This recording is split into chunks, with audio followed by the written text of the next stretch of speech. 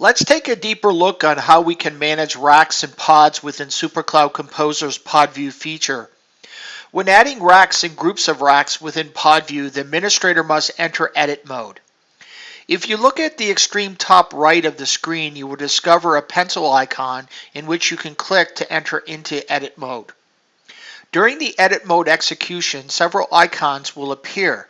The one that is of most interest to you is the plus option drop-down, which allows the administrator to add racks and groups within PODVIEW's rack management framework. For more detailed manipulation of rack management operations such as multi-selection, edit rack functionality, change rack and drawer location, or associating a group name to a collection of racks, consult the PODVIEW selection of the user manual. Let's navigate around PODVIEW and see what we can encounter. By clicking on the pencil icon, we enter into edit mode, and simply you can hit the arrow to exit edit mode. Again, click on the pencil icon to enter edit mode. You'll see various different icons that are available to you. The plus sign option drop down will allow you to create racks and groups. This is the multi-selection icon that allow you for groups, racks, drawers, and to hide various different racks and pods, and then simply the delete option itself. By exiting specifically edit mode, we can actually go ahead and click on the icon here to show us detailed information about a rack, such as the front view and the rear view. You can see here in this particular rack example, we have the 8U enclosure that we added previously in our podcast. And then we have other various appliances such as the JBOF and JBOG. So here's the JBOF and here's the JBOG, or accelerator pooling appliance, which is the GigIO for CDI, composable disaggregated infrastructure.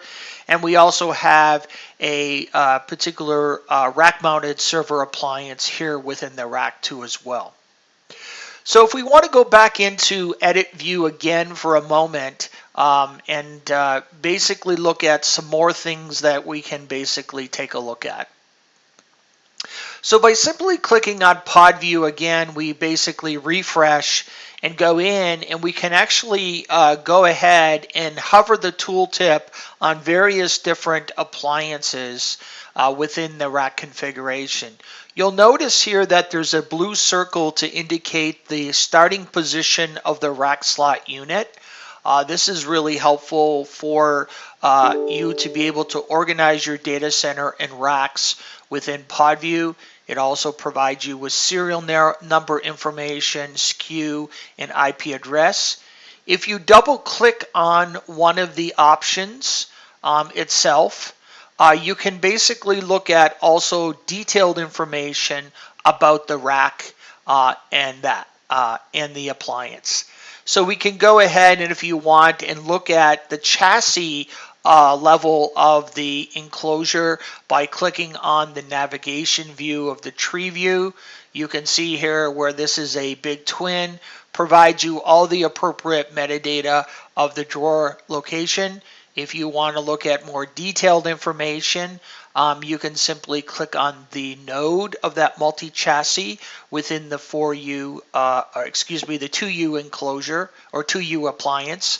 And we provide metadata for each one of the nodes within the multi-chassis. And by simply clicking on the icon here, will launch basically the BMC. You can simply go in and log into the BMC and take a look at other information that may not be exposed within this particular screen itself. We can simply log in as an admin user. I'm using default password of admin. Remember here we have provided a default password that's on the pullout of the default label of the appliance itself. For our lab purposes, we're using admin because it's a protected area within our development R&D lab itself. And you have all the functionality within the BMC to be able to do essentially day 1 and day 2 operations of your data center operation.